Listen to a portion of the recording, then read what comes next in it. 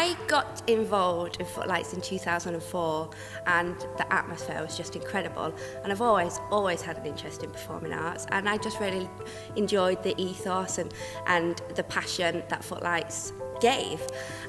So we got involved, and I bought my first franchise, and it's been an amazing journey, and a journey that's continuing, and it really is a big part of the family. I grew up in Salford, and I think as a teenager I kind of felt a little bit frustrated by the lack of passion from where I was from, and I felt extremely passionate about theatre and things like that.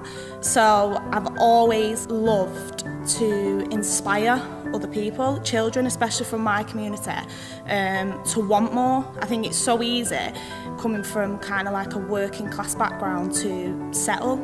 I want to inspire the children to do the opposite. If they want to be a doctor, they can be a doctor. Just because they come to my performing arts school doesn't mean that's what they need to go into when they're an adult. It's just kind of giving them that confidence in themselves that they can do whatever they want.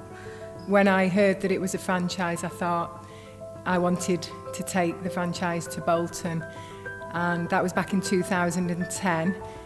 I did have a franchise before Footlights that didn't work out, and I think that is a lot to do with the support. The support wasn't there with my previous franchise, but with Footlights, the support is there, and I know that, for example, I can literally just email Joe or text her, if I need advice, and it makes a huge difference as to the success of a business, having that support. It's really good. The children are so creative.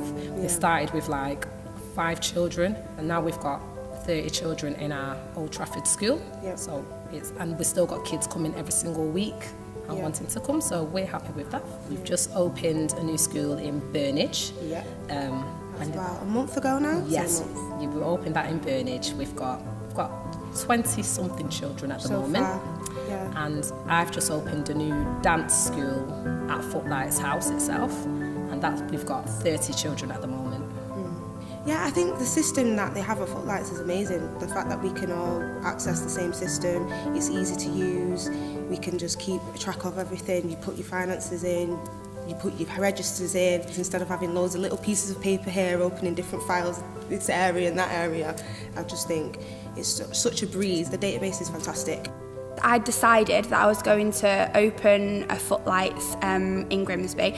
I'm a freelancer in Manchester, so I thought I can't do it full time, so I decided to open a half-term holiday school workshop for childcare and also for children who are interested in performing arts, which is why Footlights is so good, because it's flexible. It didn't need to be a Saturday morning. I could open it in the half-term. So I use social media as a big marketing campaign in Grimsby. It was very successful. We ran competitions. The first holiday school was a sellout, I think, because of the theme that we chose, and also because it was something coming from a big city into a small town. So it was like something exciting, something new. My holiday schools since then have actually only grown, and they sell out within like 10 days of putting them on, just from word of mouth. It hasn't been, the first few years are quite difficult. There was a time when I thought that, it is costing me, because you have to obviously work up to having enough children there to pay for everything. The teachers obviously need paying, the venues need paying for. But I knew that I could make it work, so I carried on. I've been doing Footlights now, this is our 7th year, and I'm so glad we carried on. I think it's hard. You've got to give it 110% commitment, and I think for people, I was working 2 jobs at the time, but I was determined to make it happen, and I'm at the point now where I am actually like self-employed. But yeah, it takes a lot of passion, meeting the right people. It's very much a team effort. The whole team right across the board is fantastic. If we needed to branch out to another franchise and say, have you got a member of staff that can help us cover this, it's accessible. Right down from the top, right to the bottom, we're all treated equally as a team. No one's seen as lesser than anybody else, and I think that in itself is liberating, and motivates you to move forward and do a lot more. I mean, you find some children aren't, you know, that is their forte, and they need performing arts to grow. And obviously, if we can provide that in the communities, then it's fantastic.